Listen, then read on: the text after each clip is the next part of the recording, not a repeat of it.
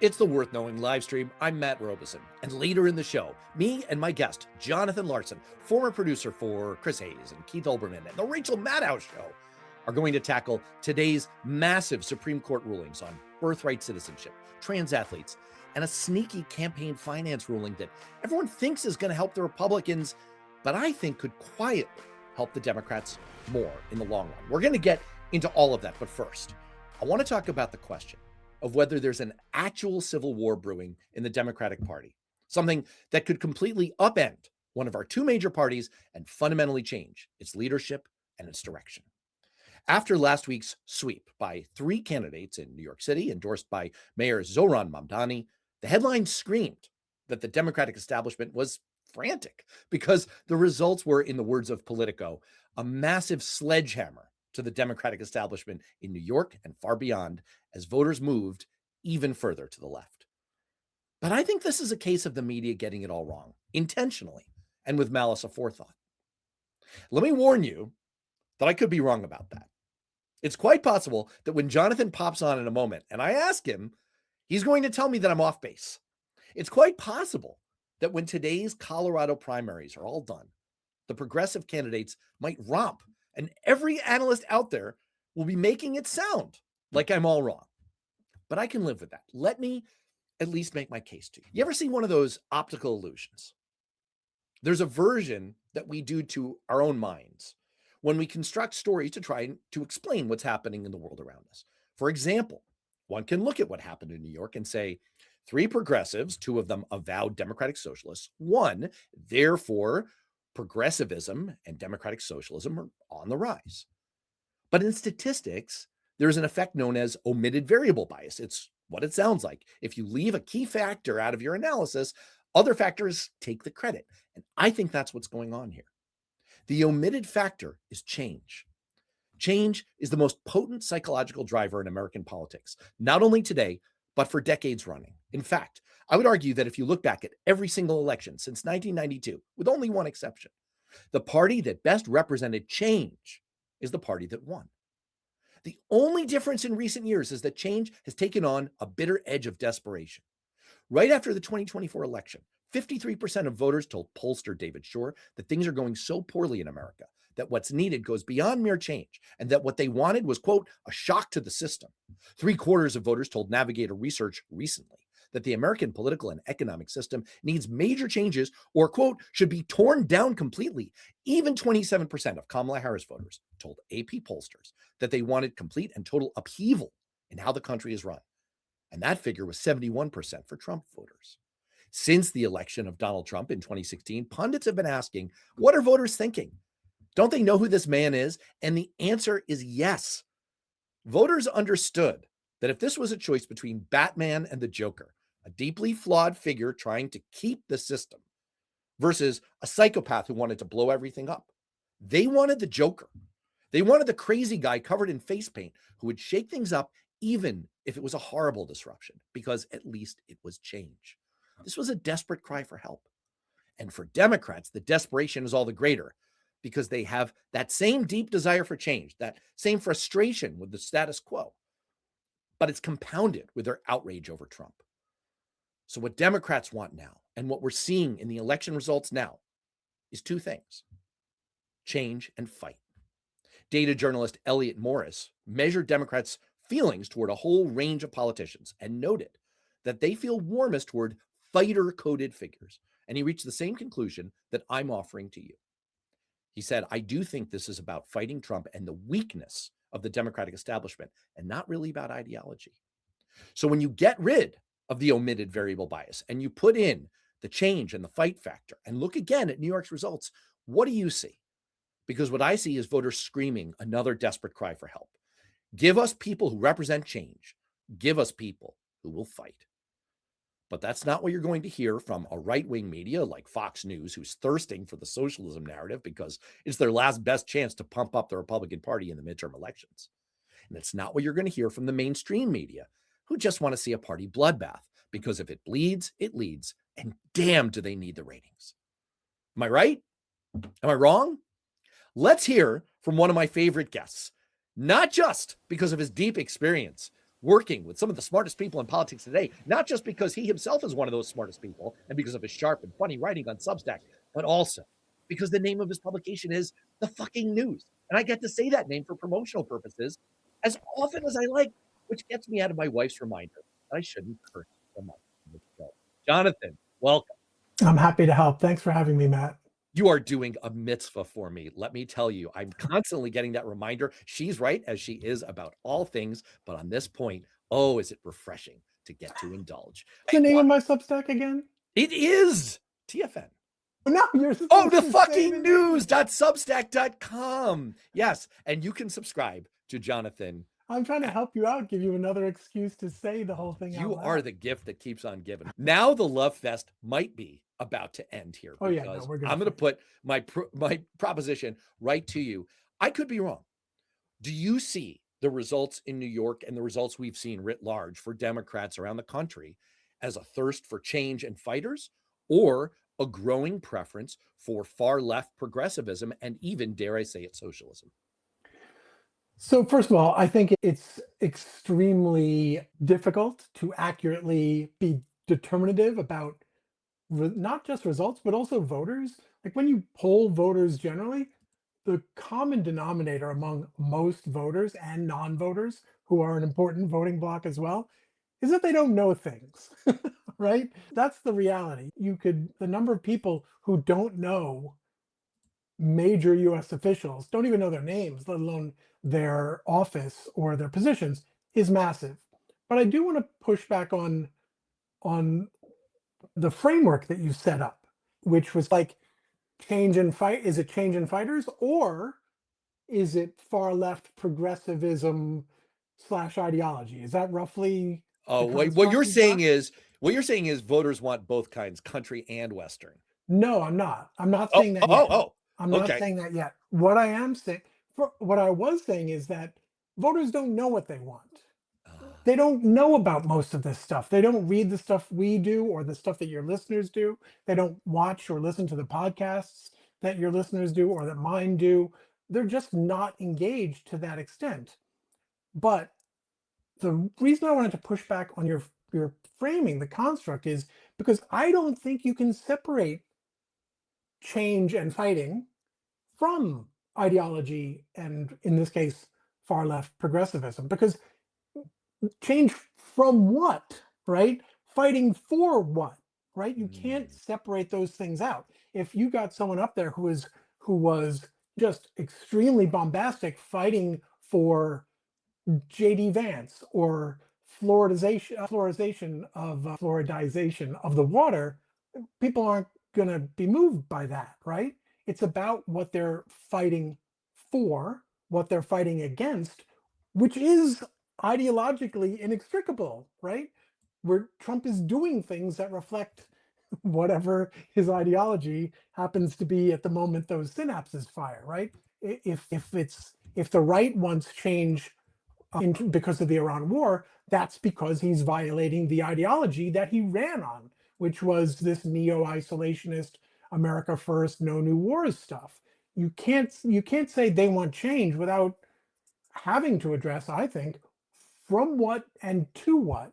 And I think there's an interesting boomerang effect that we're seeing out there, which is not new, right? We've seen this with Bernie/Trump crossover, Bernie Sanders and Donald Trump voter crossover, and for years now, where they basically do want government to give people free stuff because people love free stuff, right? That is an ideological position, but that doesn't mean that it hews or adheres neatly to our partisan divisions. So that's why I think you can have people on both sides of the partisan aisle who both want change and both, in some respects, would be quite happy with similar ideologies. That's interesting. I actually think you've hit on something very important that I wrote about for Newsweek over a year ago, which is I think Donald Trump got one thing fundamentally right, and he's awfully close to Bernie Sanders on it. The one piece that Democrats really need to wrap their brain around, and Sanders, to his credit, even though he's not my personal ideological cup of tea, to Sanders' credit, he diagnosed it and enunciated it well. over the years. And it really rhymes with what Trump got right in 2015 and 2016, this fundamental diagnosis of what's happened to far too many Americans economically, the raw deal that they justifiably feel that they've gotten in recent decades, and the sense of hopelessness and frustration that's set in. And that's what metastasizes into this feeling of not just change, which I still submit is the dominant driver in American politics in recent decades, but this kind of destructive, revolutionary kind of change that people seem to want, this willingness that they're telling pollsters, as I outlined, that they'd rather tear the whole system down and start fresh. And they're willing to vote for agents of that kind of extreme change. So I see your point that you have to do both things. If you're Zohran Mamdani, you have to both say, what I'm fighting for is your costs are too high. And you can say it in various code ways that get through to voters, as he effectively did. It's halal inflation, it's freeze the rent, it's free buses. That's all code words to speak to normal voters, normal humans, not you and me. Like, I'm not sure they're code words exactly, but okay, I think I take your point. It's plain. I think they're language. words. It's plain English. Yeah. It's plain English that's not dressed up in all kinds of like Washingtonese bullshit, right? That basically says to people, I care about whether you can afford to live in this city. And lo and behold, he's seen as a fighter, a change agent who generally aligns with voters' number one concern. Lo and behold, he wins. Sure. Yeah, I agree with all of that. But as you just pointed out, it was on very ideologically tagged policy prescriptions. That's how he campaigned well. He was charismatic. He was smart. But that's the other thing I wanted to point out, was that it's also the New York earthquake, if you want to call it that, was also about organizing. And Democrats have said this. Leading Democrats have said, we got out organized, which, by the way, like, you should quit. You had all the levers of power and you couldn't out organize people who didn't. That's disqualifying, as I'm concerned, on the face of it, ideology aside. But it also tells us, I think, oceans of information about how they see their jobs and their mission. And this is something I've talked about a lot, which is, especially I think in the House, you get a lot of people who maybe had leadership positions early on in their careers, but it always seems that by the time they get to the House, that's beaten out of them, and they're hoping to be a committee chair or ranking member, because then they'll be the ones to do what the leader or the whip tells them to do, right? And so we don't have people out there who are articulating what the change should look like. So of course, it's all the closest you ever get is Band-Aids, because the Democratic establishment is so terrified of being labeled by the Republicans or by the media as radicals and fringe, which, by the way, they all are anyway, so drop the fear. But that's, I think, an important part of why people voted for them, and also why they won, because they were actually out there fighting for things and saying, yeah, we know that we're going to knock over some apple carts along the way. That's a feature, not a bug. And they were running against people who saw that as a bug.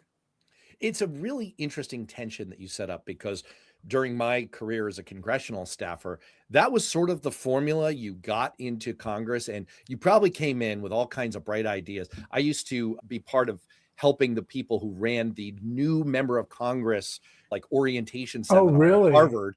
And so I'd encounter all these freshly elected first-time members of Congress who would come in like all bright-eyed and bushy-tailed. I'm going to do this. I'm going to do this.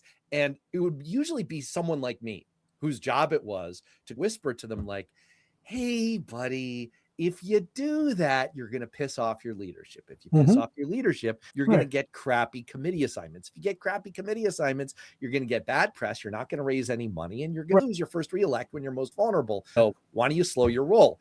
That used to, and you were the assistant dream killer. I was the deputy assistant dream killer. Oh, okay. Pardon me. I had aspirations. Yes. Right. Yeah. It was my job to basically poop in everyone's cornflakes. Right. And you also have this interesting dynamic that you're, I think, hinting at here, where you take a figure like AOC, comes in, beats Joe Crowley. Joe Crowley was a perfect representation of his district 20 years before when he won it for the first time. He ascended into Democratic leadership. He was a member of kind of the centrist, the moderate caucus for the Democrats. He was wired in with leadership. He was a powerful member, but the district kind of passed him by. They elect a change agent, a younger person, like a different ethnic mix going on in that district.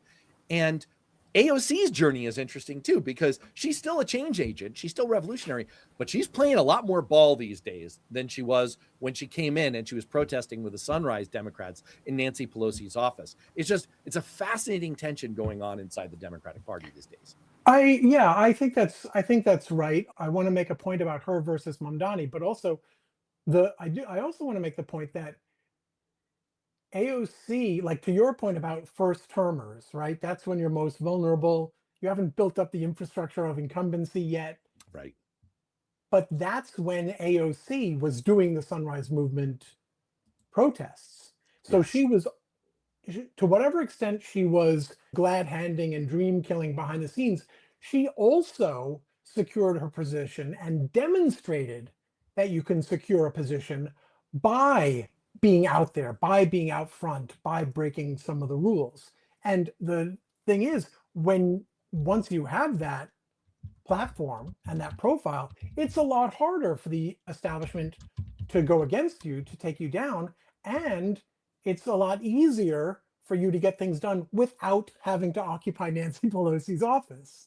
Yeah, no, that's absolutely true. And let me just go. Yeah, you had one more banked. Yeah. So I read something interesting, maybe it was the American Prospect, that said that Mamdani endorsed congressional candidates, right? Because he wouldn't have to work with those particular House incumbents if they won, right? He wasn't pooping in his backyard, but he did endorse but he didn't endorse for the state legislature, which is where he would have been ticking off the people he absolutely needs to get stuff done at the city level. AOC, on the other hand, she stayed out of congressional, but did endorse in the state legislative and campaign for some of those people. So they very smartly and tactically did a throw mama from the train and swap. That's a deep cut, man. That's a deep cut. It's only because I can't remember the original Hitchcock Strangers movie. on a Train. Strangers on a Train.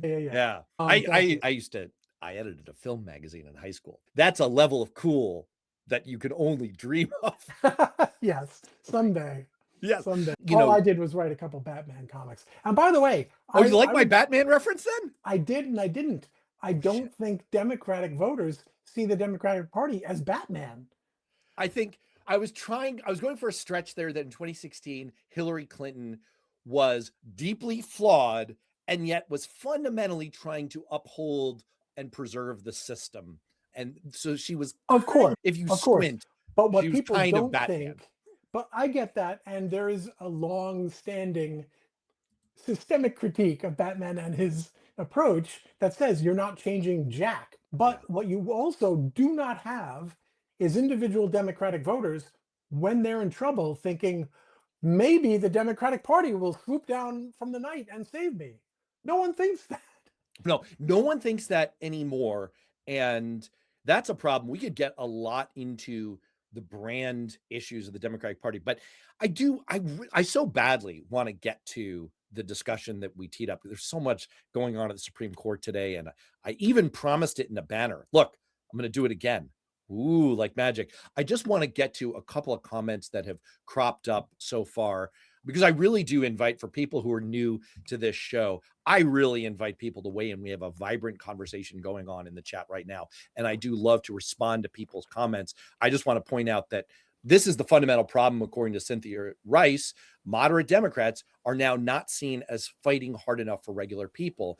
And I agree with you. And I think that was really my larger point, is that you've got this confluence of issues here, which is, if you're moderate and establishment, you're not seen as enough of a fighter. You're not seen as enough of a change agent. And Jonathan added to that the point, yes, and you have to be very clear about what you're fighting for.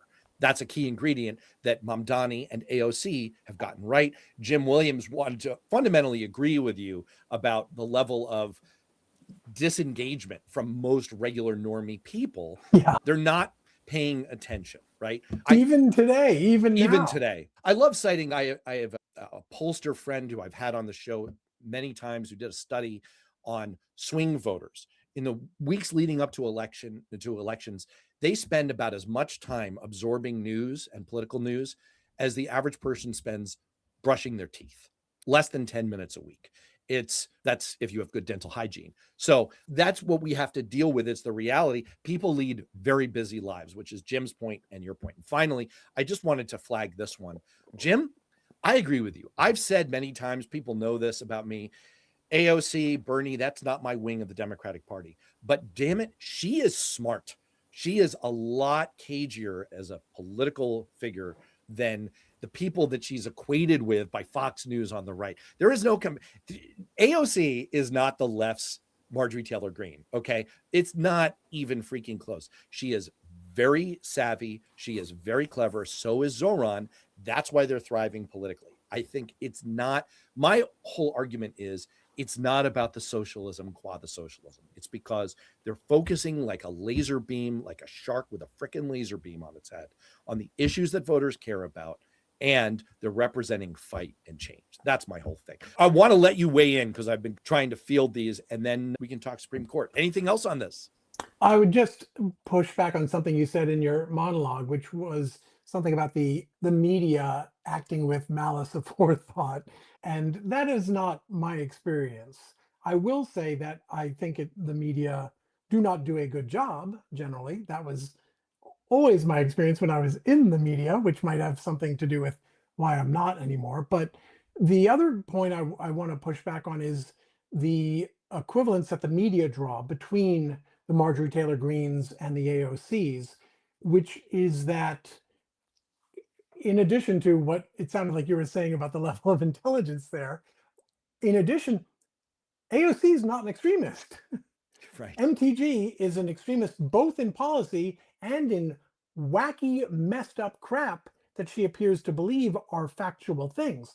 AOC's platform, if you could write it out, it's hard for me to think of, and I would concede it if I could, a single thing that she supports that doesn't have majority American support in a non-toxic, toxified presentation, right? So it's like all those memes you see where Fox News puts up some socialist Democratic candidate and says radical fringe beliefs, and it's all things that people love. They'll have a graphic, and it's things like free childcare, free college. Yeah, I'm not sure you're torching this person the way you think you are. AOC is a centrist.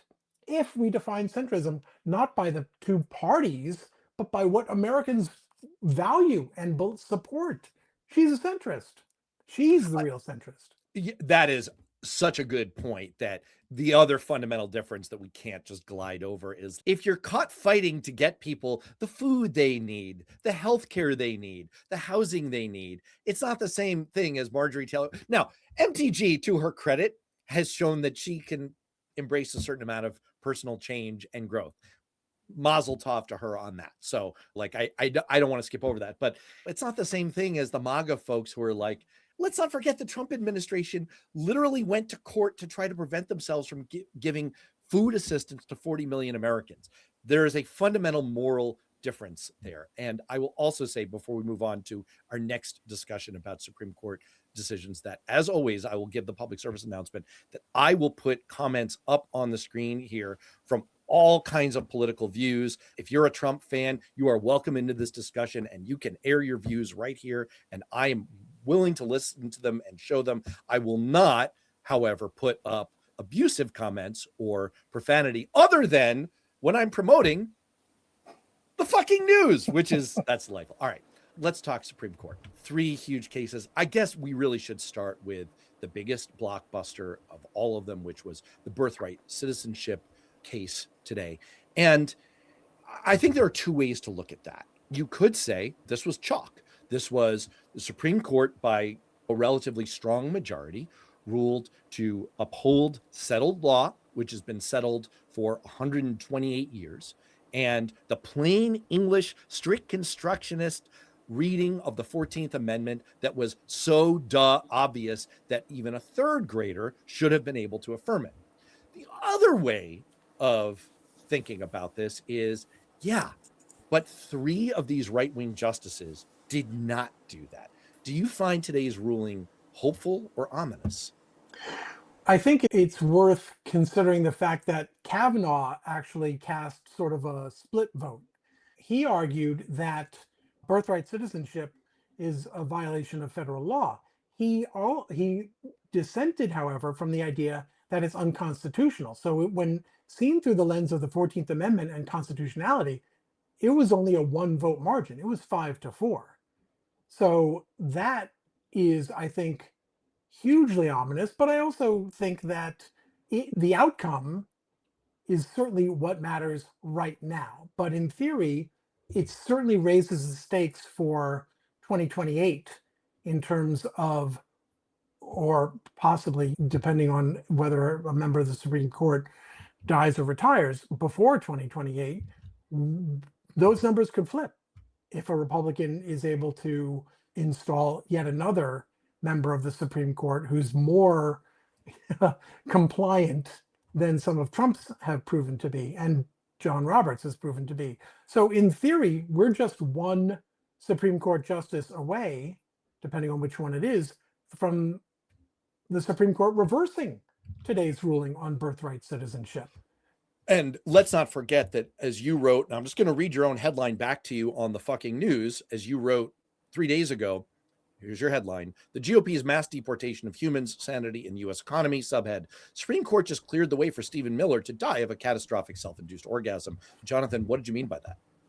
We're talking about potentially, I think it's 1.3 million people who are currently here under temporary protected status, which is what the ruling last week was all about, and said that Trump had the executive authority to end it, regardless of the fact that the administration didn't go through the proper process for determining whether TPS should still apply, which it is supposed to apply when the places they're going home to are dangerous and terrible, which the government says they are. So what it did was it gave Stephen Miller a green light to deport the million people they've been promising since 2024, the 2024 presidential campaign. So, and what I meant by the headline, the non-horrific imagery headline, was we've already seen officials in Springfield, Ohio. We've seen Governor Mike DeWine, Republican of Ohio, basically say, please don't use this power that you have been given. We're talking about across the country. We're talking about industries and professions where a lot of these TPS people, human beings, have found work: healthcare, food, factories. These are foundational pillars of the American healthcare system. We're talking nursing homes. We're talking food packaging, delivery. We're talking manufacturing, right? There's this clip that went viral from this guy in Springfield, Ohio, talking about how his Haitian immigrants, he was terrified of losing them because they were better and more reliable and more consistent and more responsible in terms of showing up and doing the job than his previous workers had been. And look, you can argue that this opens up questions of exploiting immigrant workers, suppressing low wages, all of that. Absolutely. But those are bigger systemic things. The immediate impact is going to be deleterious to the economy, not just in Springfield, not just in Ohio, but around the country. And that's going to affect people's lives. It's going to affect their lives if they live in a town where businesses can't stay open because they can't hire the people they need. It's going to affect people's lives if the nursing home doesn't have a bed available for their parent because they lost the workers and can't find replacements. So yeah, this is another one of these situations where the Trump administration has won the power to do something that in Miller's case, he seems to have lusted after for perhaps his entire life, but that are going to have, at various incremental stages, very clearly identifiable and predictable negative effects on the US economy and the quality of life for millions of people who get to stay here and have to deal with the consequences of losing these people. It is a very bizarre. I know you're being a little tongue in cheek, and I wanted to read out that headline because I want people who have not yet subscribed to your wonderful Substack to do so, because that's what you get the credibility and insight and analysis from someone who's been a producer for some of the top figures in media, but also you get a certain amount of entertainment value and tongue-in-cheek imagery, including the kind of imagery that I'm going to have to investigate whether the Men in Black flashy thingy that erases your minds has been invented yet, because I do not want to picture Stephen Miller's vigorous orgasm or whatever your exact wording was. All right, let's get one of us canceled. I'm not sure which of us it's going to be yet. Probably me. Let's talk about the trans athletes ruling.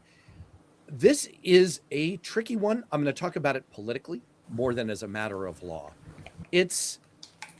We now have a situation after today's ruling where the Supreme Court has affirmed fundamental equal treatment and protection under the law for trans Americans in virtually every sphere of life, especially public life, non-discrimination in housing, employment, public accommodations, basically everything that a civil rights movement in yesteryear would have been fought over.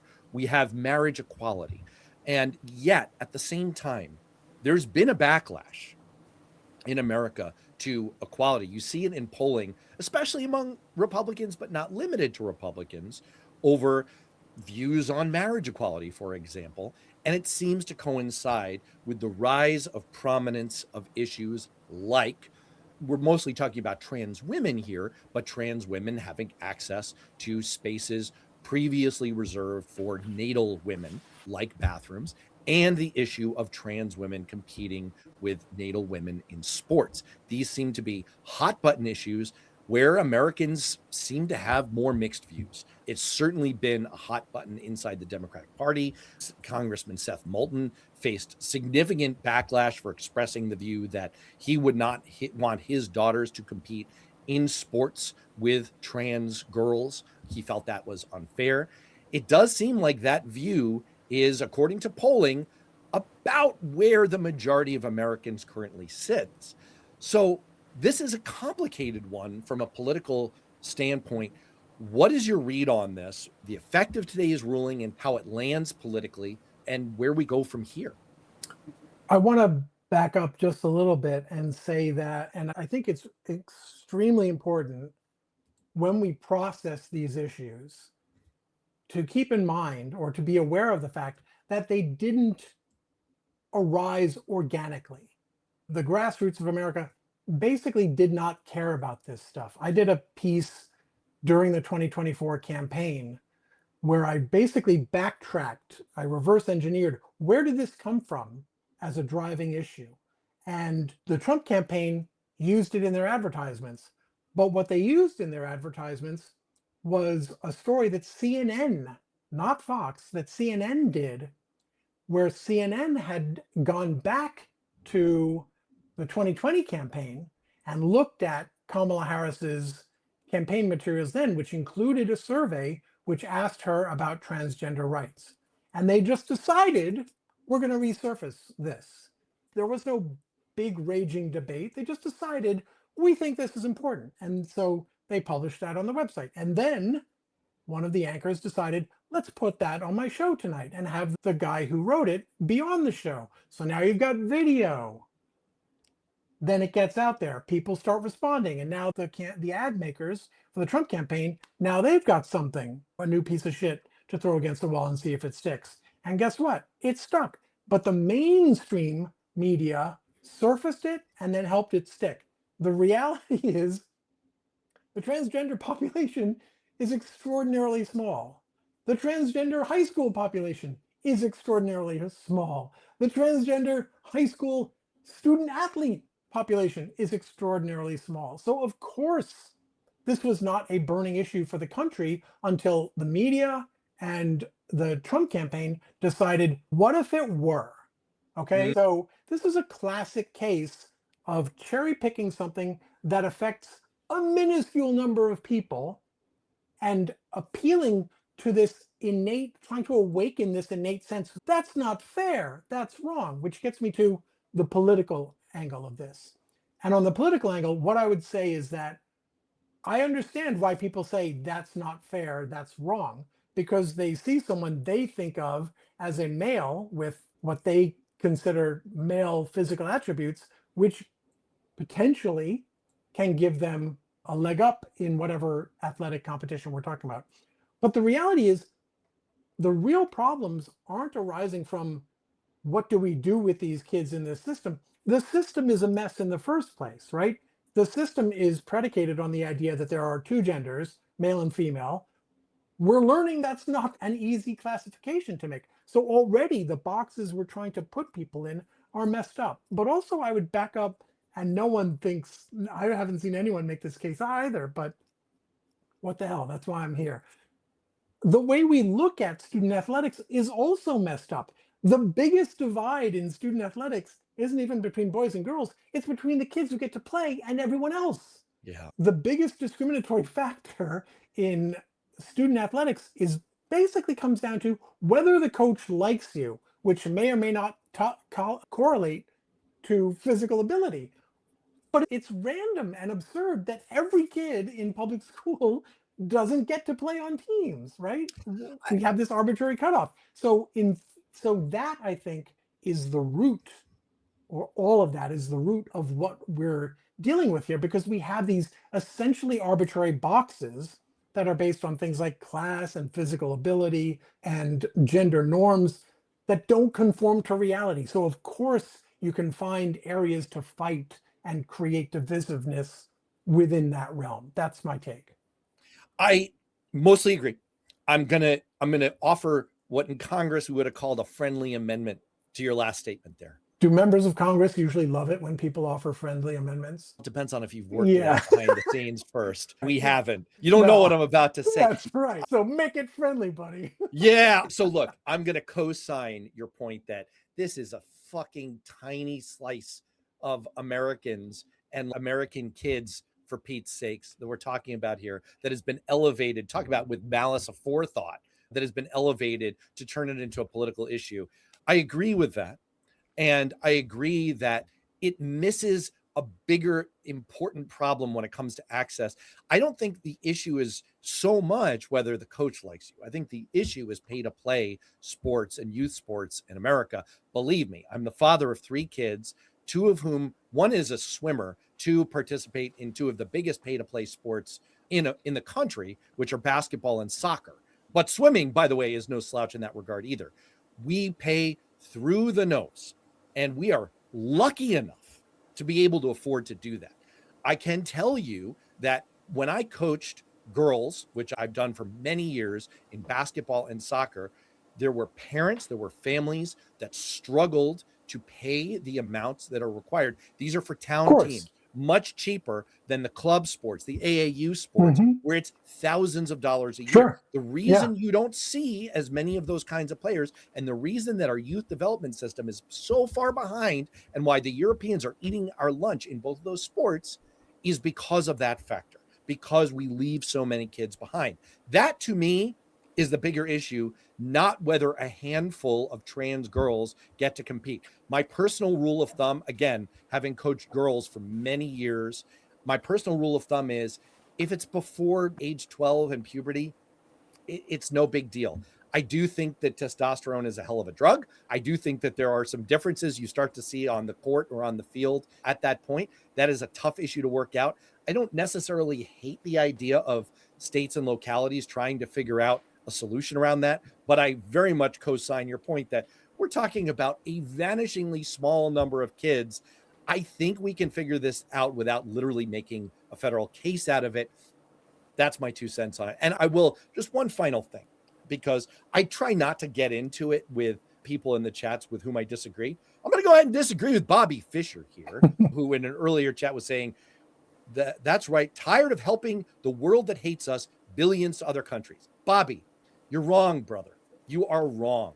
look no further than the reaction that the thousands and thousands of people coming from around the world, like Neil Diamond said, everywhere around the world, they're coming to America for the World Cup. And the world is entranced by the people of the United States who are warm, generous, welcoming, and just downright fucking awesome. And you have media stories everywhere about how much the world loves coming here and experiencing our people. We are not shitbirds. The world does not hate us. I'll tell you what they hate. They hate the politicians at the top who are skewing our well-founded sense of frustration, anger, feelings of being left behind economically, and twisting it into the kinds of politics that serves their ends, like Trump does. And I just disagree with you there, Bobby, but let's move on. At the risk of getting into kind of like a technical, everyone's eyes glaze over when it comes to campaign finance, but there was a major ruling today. I think Jim Williams, or no, as Lefty Gramps referred to it earlier coming into the chat.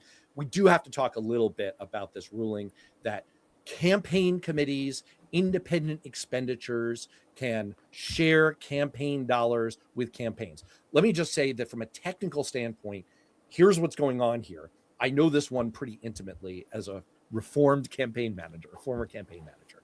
What's important about this is that there is a law that campaigns for individual candidates by law have to get access to the lowest rates for advertising on television. What that means is that if you are Jonathan Larsen and you're running for Emperor of the fucking Newslandia or whatever seat it is you're running for, your campaign pays less to advertise than if I run an independent expenditure like Freedom and Justice for America PAC or whatever crazy name. I pay a lot more. That's an advantage that has generally worked out for Democrats because Democrats, by and large, raise more money for individual candidates. Republicans raise more money for PACs, super PACs, independent expenditures, and party committees. When I was running the most targeted Democrat in America, his race in 2012, and everyone had tabbed us to lose. Stu Rothenberg said, this guy's a gunner. Charlie Cook, this guy's going to lose. We won. The reason we won is because we took advantage of this dynamic. We were able to leverage more dollars for advertising, for communication, by getting more money to our candidate. Republicans were flooding us with money, but they were paying more for their ads. So that's the dynamic. That's why most media analysts are saying that this is a big win for Republicans. My view is that in the long run, it's actually better for Democrats. And I'm going to just tease that thought. Let me stop because I've said a lot of stuff there. What was your reaction to this one? Actually, I've been confused by the reasoning that says that it is a disadvantage for the Democrats. I'm not sure I understand why that is. I do understand that Republicans have a lot more money in their committees, the RNC, the House Republican Committee, the Senate Campaign Committee. They have a lot more money. And so what that means is that now the ruling says that now it's legal. I'm not sure how much any of these committees cared before that it was illegal, but now the actual candidate's campaign can basically call up the RNC and say, hey, I need a batch of advertising on this issue saying this message on these dates. And the RNC will be like, when do you want it? You want fries with that? And they can do that. Before, they weren't supposed to be coordinating. And so there I see why, in theory, Republicans get an advantage from this. I'm not sure. I was disappointed that you teased your explanation of whose advantage it works out to, because I wanted to know. I'm not sure how I feel about that. I will say the one thing that might piss people off is that, and this applies to Supreme Court rulings generally, there's this tendency, I think, to assume that when we don't like the effects of a Supreme Court ruling, we tend to think, oh, it's wrong and or the justices are bad. The reality is, even for some of the ones I know you're thinking of right now, in some cases, sometimes they all really are sometimes looking at what does the law actually say. And that's why sometimes you get a split in the Democratic minority, because one of them might have a legitimate different take on what the law actually is.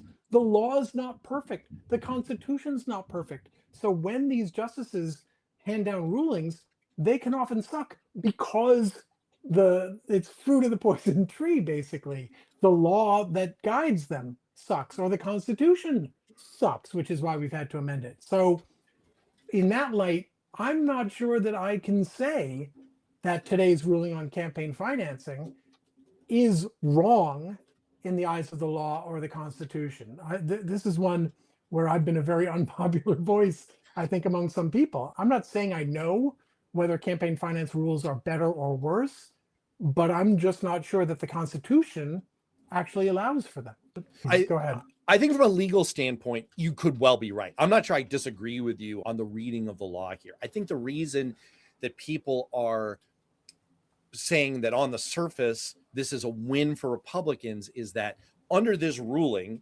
Republican Party committees, the National Republican Congressional Committee, NRCC, there's a lot of C's. A lot of C's. They can now, and their independent expenditures, they can now coordinate directly with campaigns. Now that's an advantage, but the real tricky, sneaky part is they get the same advertising rates as the individual campaigns. So what that means is what used to be the Democrats' biggest biggest advantage. Under this ruling, they will get I missed that entirely. That's the big thing. So essentially, that's the piece I missed. Yeah. Our superpower was, hey, we've got more money in our campaign. You've got more money in your committees, but we pay lower rates. Our dollars go further. That's what I used in 2012 to help win. That advantage has been erased. But here's the thing. Here's why I'll answer my own tease. Here's why I think maybe it's not the end of the world for Democrats in the long run. We spend too much damn money on TV. Rob Flaherty, who was the deputy campaign manager for Harris, he did a post-mortem to supplant the Democrats' benighted one that wasn't really an autopsy. I remember that. Yeah, and he said, look, what I learned inside the campaign was I think we have a legacy holdover of spending too much on TV. Part of the reason Democrats continue to spend more on TV versus new media, which isn't that new anymore, like social media, is we have this advantage. Our dollars go further there. And that's hard to turn away, right? It's hard to give up an advantage that you've got when things are this tight. But I think now that playing field has been leveled, it removes this incentive to stick with so much TV. That's probably a healthy development for Democrats. I know this is very technical, down in the weeds. I'm not sure people give a shit about this, but that's my take on it, is that in a way, it might help us to go a little bit more cold turkey on so much television. That might be a good thing. There's another argument to be made, and you would know a lot more about this than I do, which is that another reason Democrats have been arguably over-reliant on television advertising is because the media buys are much more lucrative for the consultants that the campaigns retain.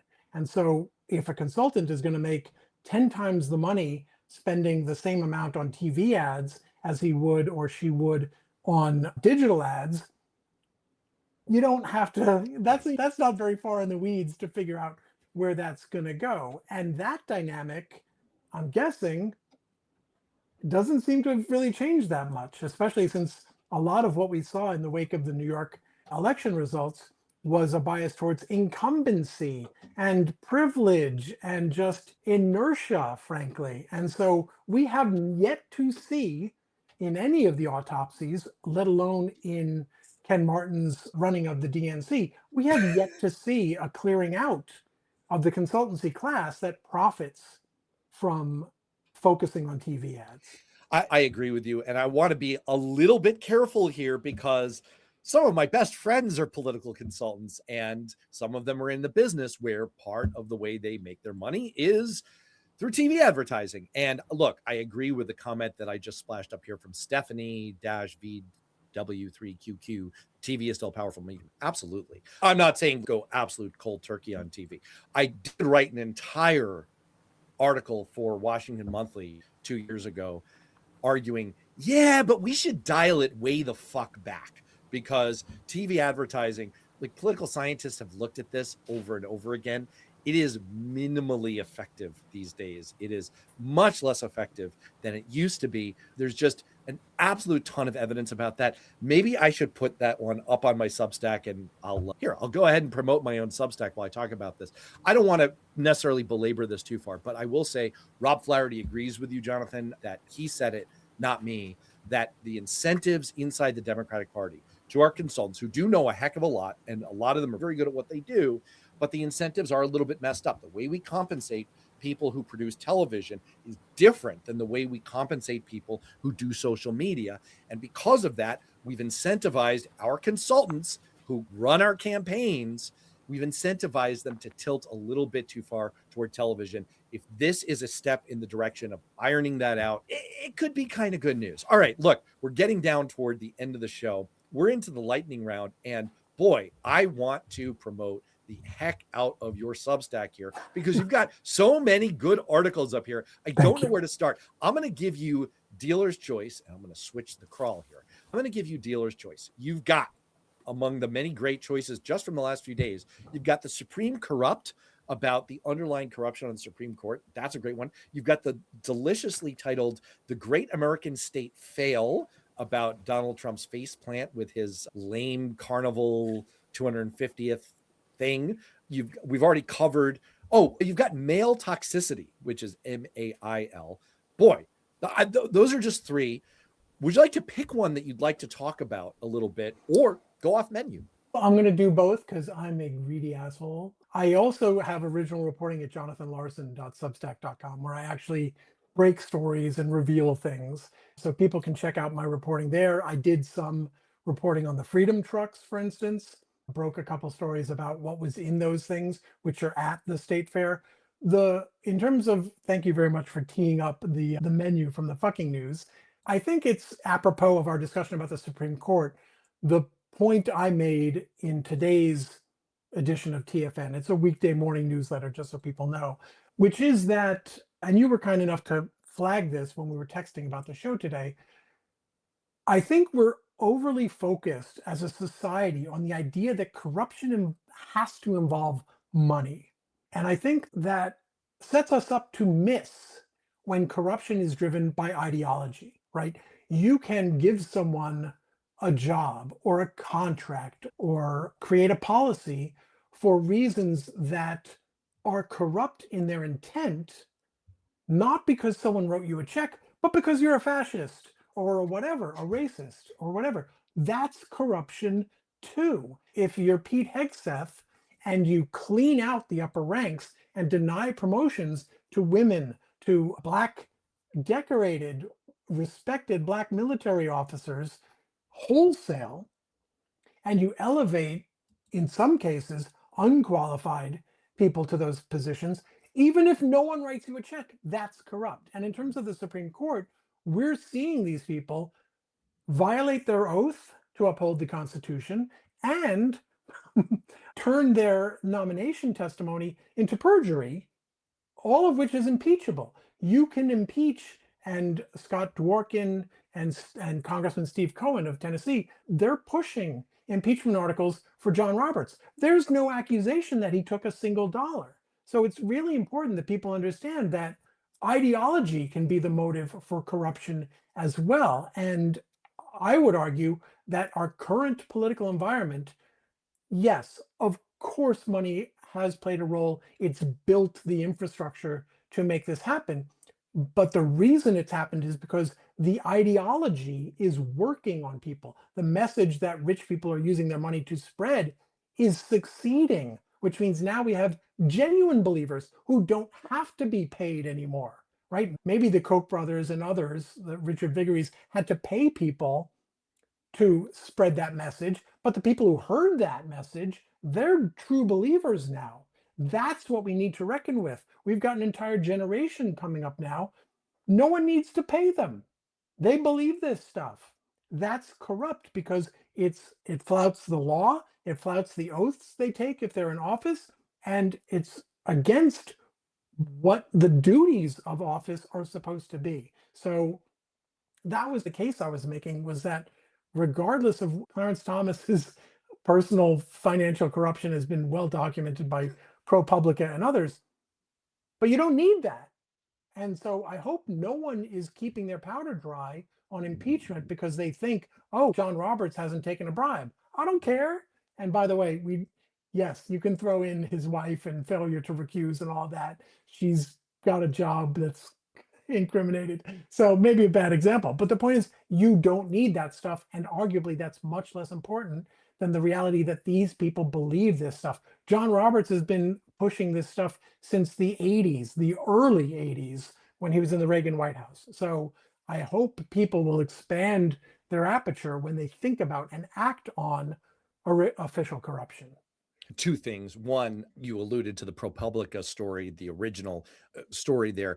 And if anyone wants that, the team that broke that story, I had them on this show. You can go back in the archive and look it up. If you're listening to the podcast version, which is so 10 years ago, but if you're listening to the Beyond Politics podcast, you can find it. Just search in Spotify and you can bring that up. If you want to refresh yourself on the deep level of corruption, I'm so glad you chose that one because it's such a profound point that we think of it as a kind of very Trumpian quid pro quo financial arrangement kind of corruption, the kind that we just saw with this mining deal that Howard Lutnick struck that is, lo and behold, going to enrich the Trump kids. Oh, I'm shocked to discover that there's this kind of fuckery going on here.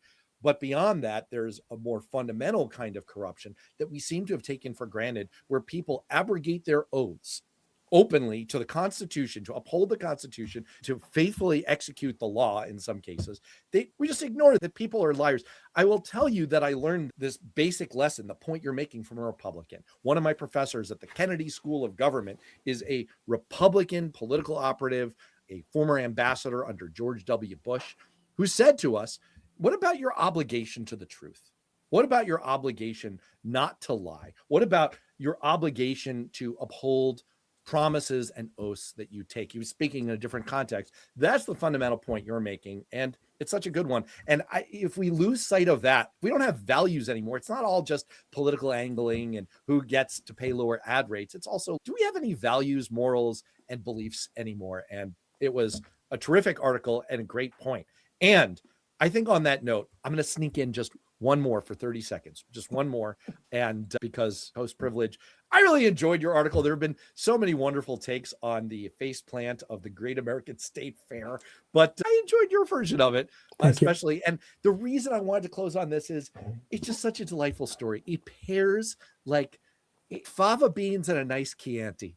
It pairs so well with the World Cup story. You have on the one hand, the Daily runs this fabulous pod yesterday with quotes from people all around the world, how much they love America. The band showing up in Lawrence, Kansas to welcome the Algerian national team, tears streaming down people's eyes. It's, wow, you Americans are just freaking awesome. I love it so much. And the generous spirit that is everything about America here on our 250th anniversary.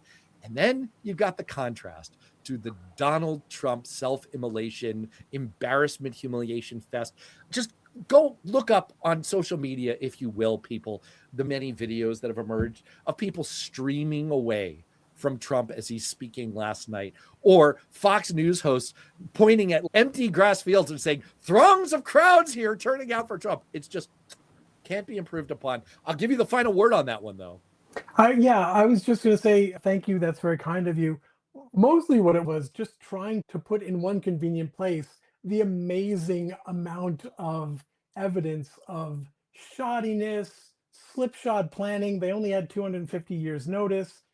But what I wanted to call out is the fact that I understand where people on the right are saying, you're taking such glee in shitting on this. And it's, yeah, I'll cop to that because it so perfectly demonstrates, proves the incompetence, the lack of forethought, the lack of care about doing things well that we've seen from this administration across the board. But also, that doesn't equate to we want bad things for America. And so what I ended with, I'm sure you know this, Matt, but for years, there had been something called America 250, which was a bipartisan congressional planning effort to create programming and events for the 250th anniversary. Trump came in, it wasn't his, so he blew it up and created Freedom 250, which are the masterminds who gave us the Great American State Fair. The thing I end my piece on is the fact that plucky little America 250 is still plucking. And so the one event of theirs that I called out was Sail 250. And they're coming to my area. I'm in New Jersey. They're going to be in New York Harbor over the weekend with a massive armada of tall ships, fireworks, an air show, and people are going to come out and of both parties, of all parties, and they're going to enjoy it because it's cool stuff. I have my issues with fireworks, but this is a big professional thing over the city, and you're going to have an air show. It's going to be neat, and it won't have that stank on it, and people can just be themselves, be with others without having to define themselves by where do you stand on the thing where everyone has to take a stand. And it's, at least for now, you don't.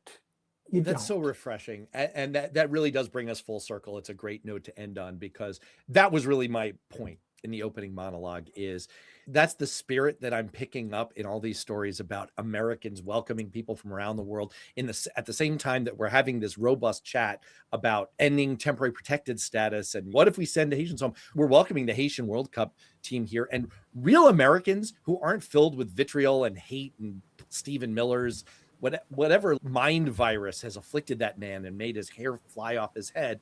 It doesn't afflict most of us. Like, most of us just don't feel that way.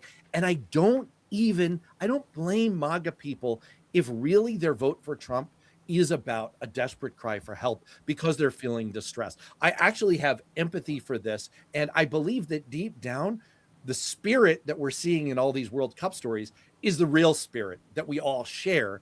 And we don't have to be consumed in this toxic stew of whatever has come emerging from the reflecting pool because of Donald Trump. That is the wonderful lesson of your piece, your article. So people can find more of this on fuckingnews.com. Sorry, dear. fuckingnews.substack.com. I'm so sorry, dear. I will take my medicine for all of this cursing later. And I am at worthknowing.substack.com. And I will just close from Jim Williams on this note. Hey, for everyone, not just the people who have joined us by chat today, take care of yourselves. Drink a lot of water and Gatorade. It's going to be hot out there. And you know what? We're all going to get through it, and we're going to feel amazing. Have a great World Cup week. Have a great news week. Have a great American week as we celebrate the 4th. You've earned it, America. You're doing great. You're doing awesome. You're awesome people. You don't have to be dragged down by all the horrible politics of it. Stay safe. Be well. I'll see everyone